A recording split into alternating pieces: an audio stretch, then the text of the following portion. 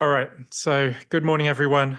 On the behalf of the Vulkan Working Group, thank you for coming to Vulkanised. My name is Ralph Potter. I work for Samsung and I'm the Vulkan Working Group Chair. Jan Harold kind of touched on this, but for those of you who aren't aware of the history of Vulkanised, it started life in 2016 as an annual one-day event hosted by ARM and mysteriously scheduled to align with the Cambridge Beer Festival.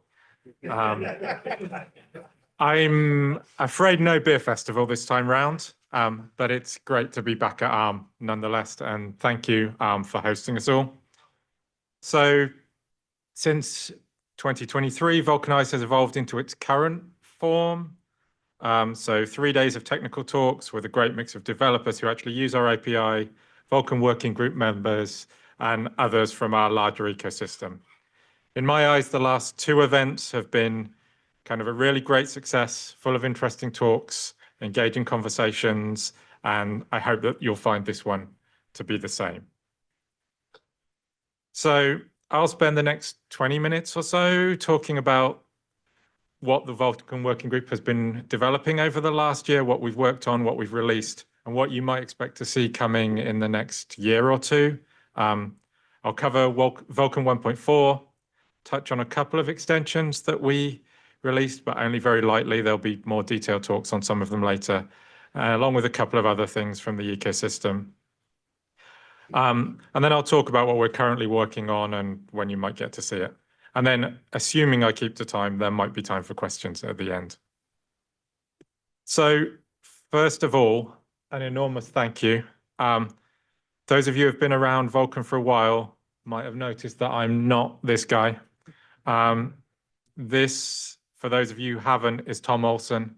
Tom was the Vulkan Working Group Chair since before Vulkan was called Vulkan, and the OpenGLES Chair before that. And he kept the rest of us on the straight and narrow for 18 years. Last October, he finally allowed himself to retire, just about. This is the first event I've had the opportunity to publicly thank Tom for all his hard work. And since we're here at ARM, where Tom worked for 15 of those 18 years, it feels kind of appropriate to do so. Vulkan wouldn't be what it is today without Tom's hard work, and we all appreciate it. So thank you, Tom. So now I've stepped into his shoes, but everything I know about being a working group chair, I learned by copying Tom. I regularly ask myself, what would Tom do? So the working group has a new chair, but I kind of hope that none of you will really notice.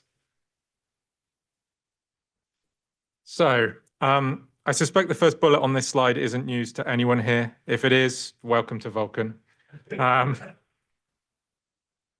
So Vulkan is a modern low-level graphics API. It's focused on delivering high-performance, explicit user control and predictable low CPU overhead. Vulkan's undergone a bit of a transition in terms of how we organize and plan our work in the last few years. Hardware roadmaps are many years long, and if the working group and our users want the API to evolve, which we do, that's going to require hardware changes on occasion, and hardware vendors need sufficient time to be able to adapt to that. So as a consequence of changes we made around Vulkan 1.3, we're now in a position to be able to plan further into the future and to be able to do that. This is a bi-directional thing. As a low-level API, Vulkan has always reflected the properties of the hardware that it's running on. That's not going to change. But we're now at least in a position where we can discuss whether we can make minor changes to the hardware to accommodate things we might want to do in the API years down the road. So in that sense, the future needs of the API are now one of many inputs that contribute to future hardware designs. And as a final point here, our work in Vulkan is driven by our users and the needs that they communicate to us. So there's plenty of working group members here today. Please come and talk to us. Tell us what you need, what we're doing, what we're missing, what we can do more to help you. And I'll also note every single comment that gets posted on the Vulkan Spec GitHub repo gets discussed in a weekly meeting by the working group. So if you have use cases that are not being addressed, please do let us know. We do read the feedback. So Vulkan is everywhere. It runs on hardware from all the major GPU vendors, and all the major game engines support it. It spans a wide range of hardware from embedded devices like set-top boxes, through mobile handsets and portable gaming devices, all the way up to powerful desktop and server-class GPUs. It's available on Windows, Linux, Huawei's Harmony OS, Android. In the early days, we described AAA game development as our primary customer. That's still really important to us, but Vulkan has grown beyond that. We're seeing good adoption in professional graphics with offerings from Autodesk and Adobe. API translation layers like Angle and VK D3D Proton and Zinc have become really important consumers that bring massive amounts of content. I predict that Web GPU will be the same in time. No other modern graphics API has that same breadth of platform and hardware coverage that Vulkan does. When I look at the places that Vulkan is really thriving, it's use cases that either need precise GPU control or it's cases where wide platform support and portability is important. So in the first half of my talk, I'm going to talk about what we released in the last year and a couple of ecosystem developments that happened along the way. And then in the second half, a shorter section, but I'll talk about what's coming. So we released Roadmap 2024 in Q1 of last year, along with a collection of supporting extensions that were bundled into it. We spent most of the year working on Vulkan 1.4. In theory, it seems like core versions should be easy. We're just bundling up a bunch of extensions and proven functionality. Turns out that it's still a huge amount of work. So Vulkan 1.4 launched in December. The SDK with all the tooling and headers and all the rest of the stuff that you need to actually use the API landed a month ago in January. I'll spend some time talking about what we did there and why it matters. 1.4 wasn't the only thing we did, though. It doesn't mean everything else stops. We released 32 extensions last year, since Vulkanized last year. If you count vendor extensions in that, something like 18 or 20 if you just go with the XTs and KHRs. So I'll highlight a couple of them.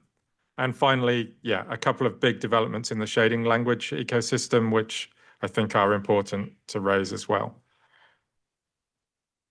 So before we dive into the details, I'd like to talk about kind of what we see the purpose of core APIs as versus milestones that we've been releasing, the process of how the API evolves, and what you might expect there going forwards. So we first released Vulkan 1.0 in 2016. We've released revisions of the core API roughly every 2 years since then.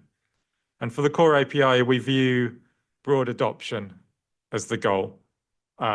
It's not just about tomorrow's highest spec GPU. It needs to be supportable across the wide range of offerings that our IHV members produce and are selling today, and that they want to continue to support in the marketplace. So with Vulkan 1.1 and particularly 1.2, we had features we wanted to be included in the API that couldn't be supported everywhere. And we resolved that by making them optional.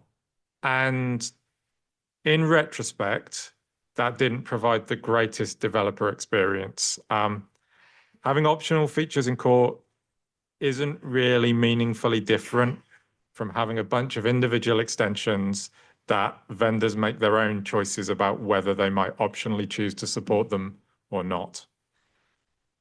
With Vulkan 1.3, we decided that new functionality in core should be mandatory wherever possible. It's not 100% true, but at least the primary features were made mandatory.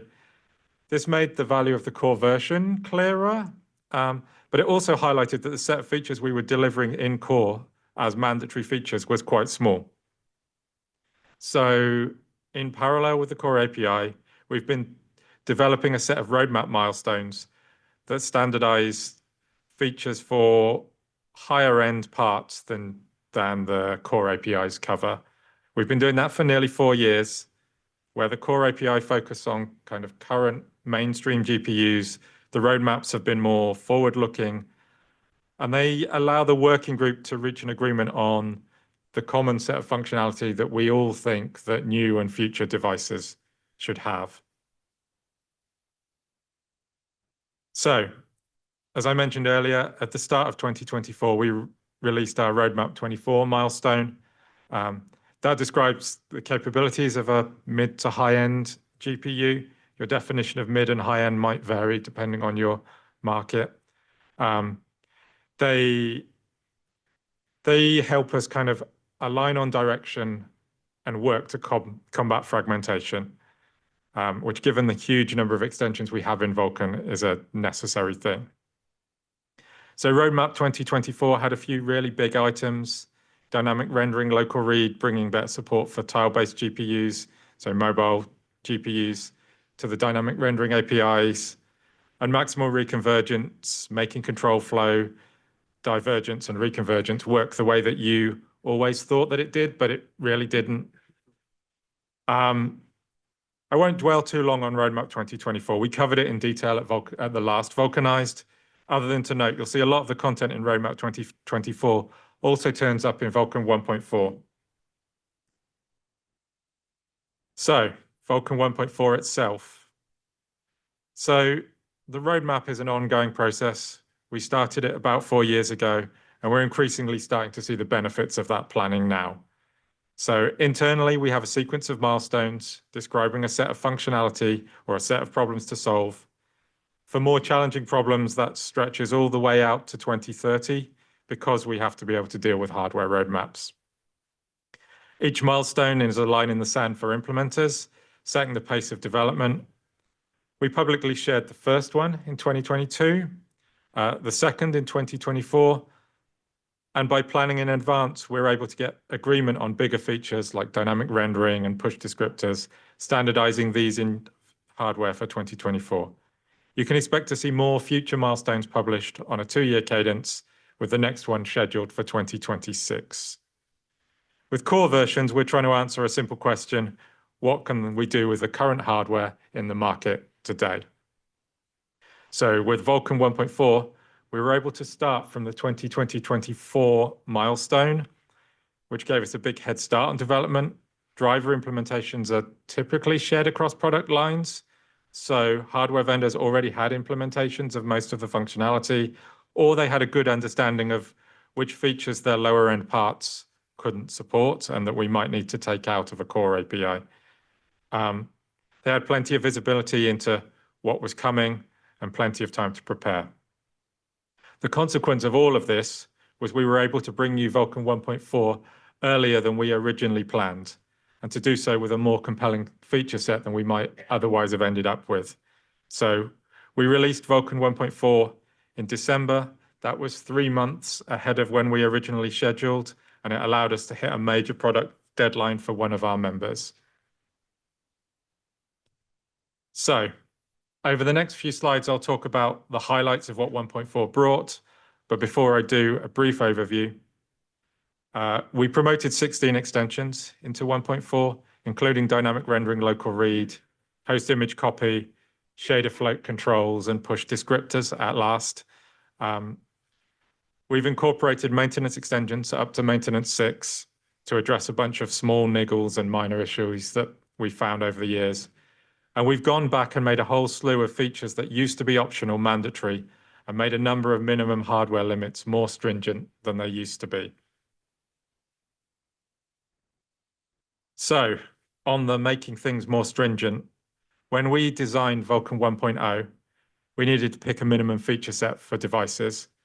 And we picked what was the matching requirements for a mobile handset at the time, OpenGLES 3.1. OpenGLES 3.1 launched over a decade ago in 2014, and until Vulkan 1.4, we hadn't really revisited those minimums at all. During that time, hardware has evolved, and so some things that were previously optional had basically become ubiquitous, or more importantly, some things had become almost ubiquitous, but one hardware part or one vendor remained an outlier, and with a little bit of coercion or negotiation would be a better way to put it. Like we pushed those last few things over the line. So 1.4 takes many features that were optional and makes them mandatory. At the same time, it raises a bunch of minimum values on hardware limits. And the thought is that over time, this should reduce fragmentation and kind of ease life a little for application developers as Vulkan 1.4 becomes more pervasive in individual markets. So a couple of problems or one specific problem that we chose to tackle in 1.4, streaming transfers. So most Vulkan applications are going to want to copy images to or from host memory at some point. The most obvious use case is loading texture assets from disk. Depending on the application, the ability to do this without interrupting rendering can be really important. If you think of something like a large open game world that wants to stream in terrain textures as you explore, you don't want to be stopping and stuttering as those stream in. So in an extended Vulkan, copying textures to the GPU involves populating a CPU accessible buffer and then issuing a command on the GPU timeline to copy that over into GPU memory, potentially transforming the layout into something more performant at the same time. That work was not guaranteed not to interrupt or delay rendering. The host image copy extension enables copies to be performed on the CPU. That avoids stalling rendering at the cost of more CPU usage and potentially provides additional benefits by avoiding the need for a staging buffer. Some GPUs have dedicated DMA engines to handle this already, and these can still be used where available to avoid consuming host resources. 1.4 implementations are guaranteed to provide at least one of these two methods. We don't guarantee that they'll both be there, but there will be a method to stream assets to the GPU without interrupting rendering. Vulkan 1.3 had promoted the dynamic rendering API into core. That API greatly simplified rendering code, removing the need for render pass and frame buffer objects. It's been really well received. It's a really nice, clean, simpler API, but it didn't address subpasses and input attachments, and those are critical for performance on tile-based GPUs, which are the dominant GPU architecture for mobile. So it was important to address that gap. Dynamic rendering local read addresses that and brings dynamic rendering to parity with the older render pass APIs. It allows the use of pipeline barriers within dynamic rendering, as long as those pipeline barriers have the by region bit set. Support for local reads from color attachments and storage resources are mandatory. Depth stencil, multi-sample are optional, but I would anticipate they'll be widely supported. As someone who works for a mobile GPU vendor and who wants developers to have a great experience on Vulkan, I'm personally really pleased to see that this one made it in. So moving on from Vulkan 1.4, we didn't stop work on everything else.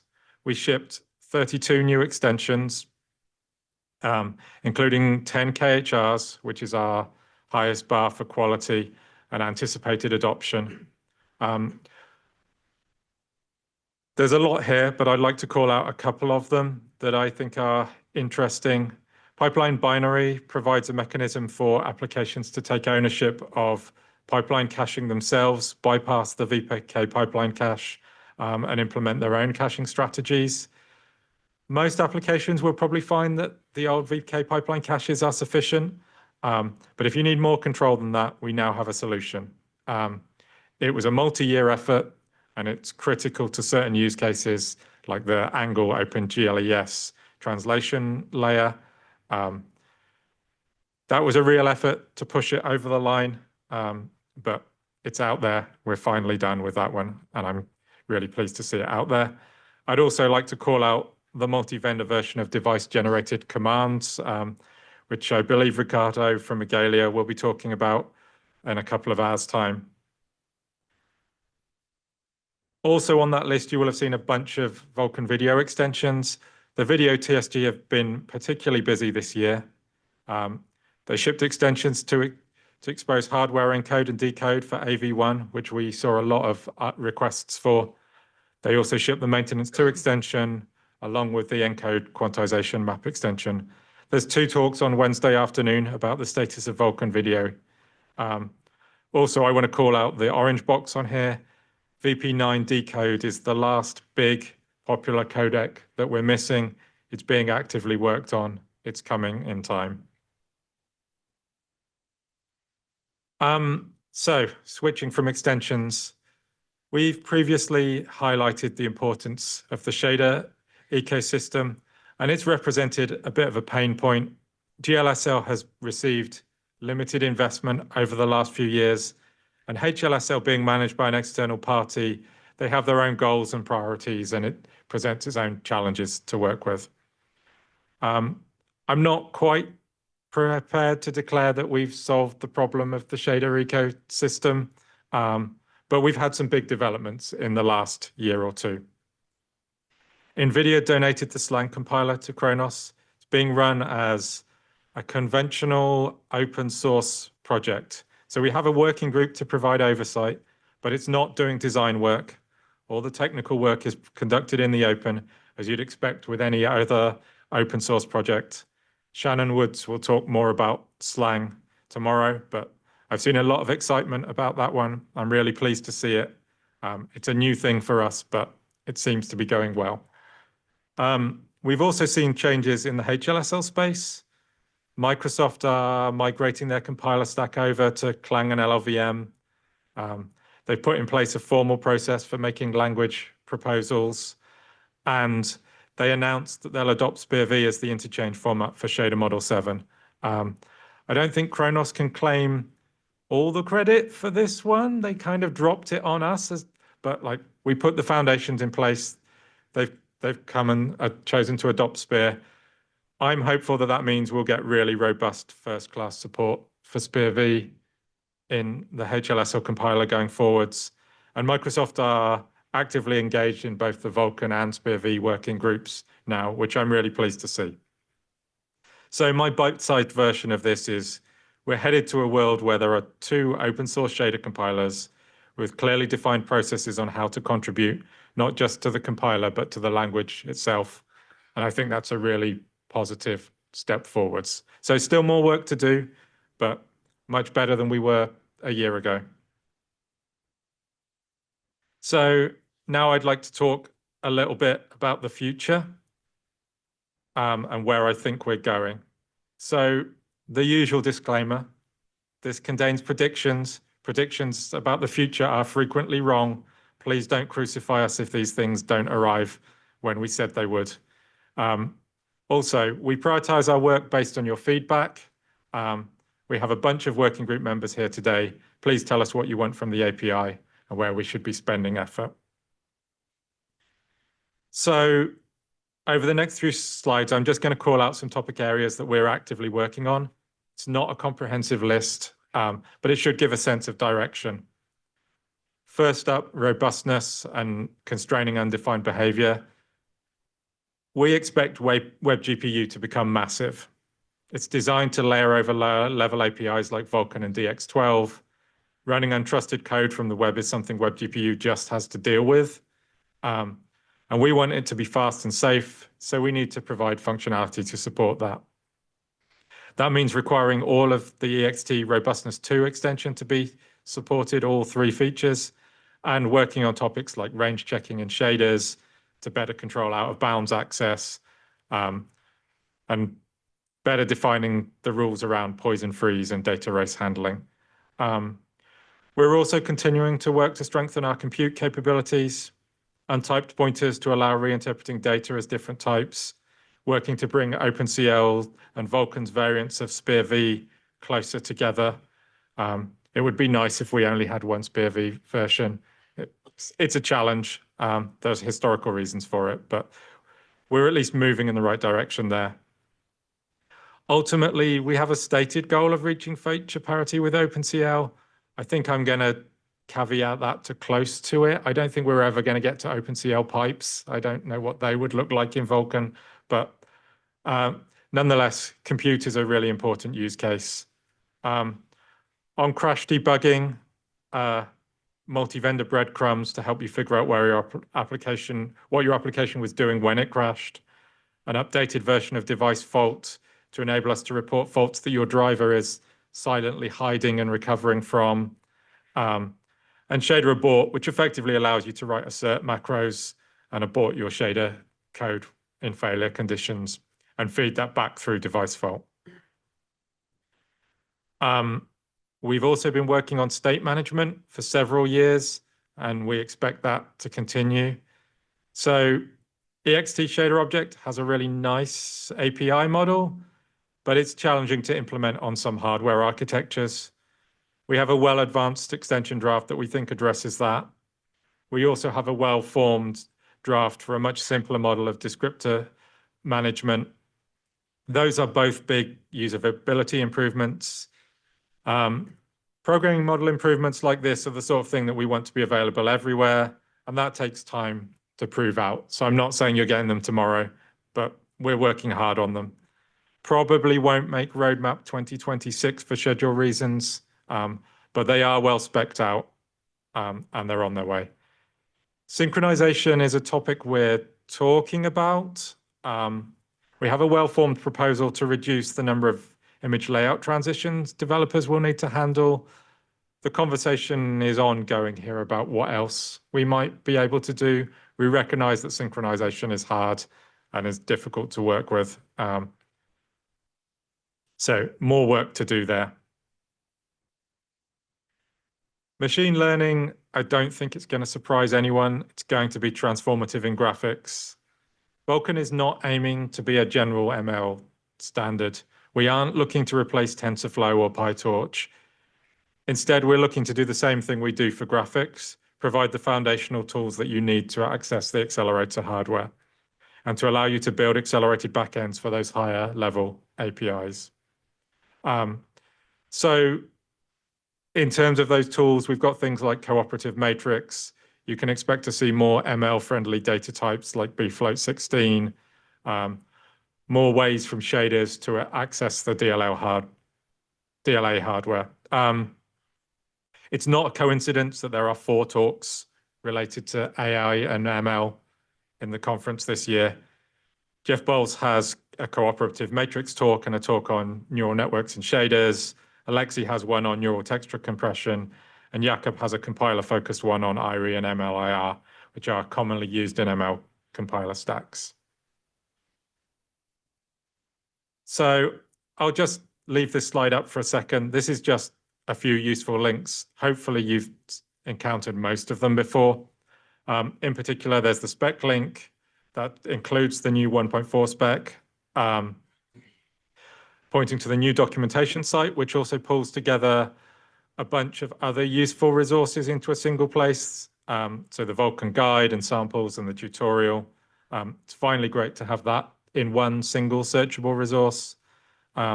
Also a link to the GitHub repo for those of you who want to post feedback and issues. And finally, a link to the Discord where you can talk to our other users and get questions answered by the community itself. And finally, thank you, everyone. On that, I guess I have a couple of minutes for questions if anyone has them. Go ahead. So you said something about coercing a few vendors here and there.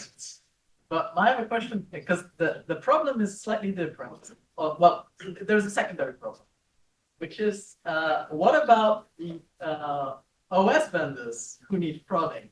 So for example, if you get the MetaQuest free, that's still stuck on Android 12, which is hard locked into Vulkan 1.1. You look at the extensions, it's basically a Vulkan 1.3 device, but without dynamic rendering, but all of the extensions match up. So what's the solution to that problem? I can understand the car not getting an update. I can't understand a flagship device that's still going to be supported for a few years not getting improved enough. You want to clarify on that? Well, yeah. Okay, I'll take Tobias's answer. The question was essentially, so I've said that we can negotiate with / coerce outlier vendors to add the final features.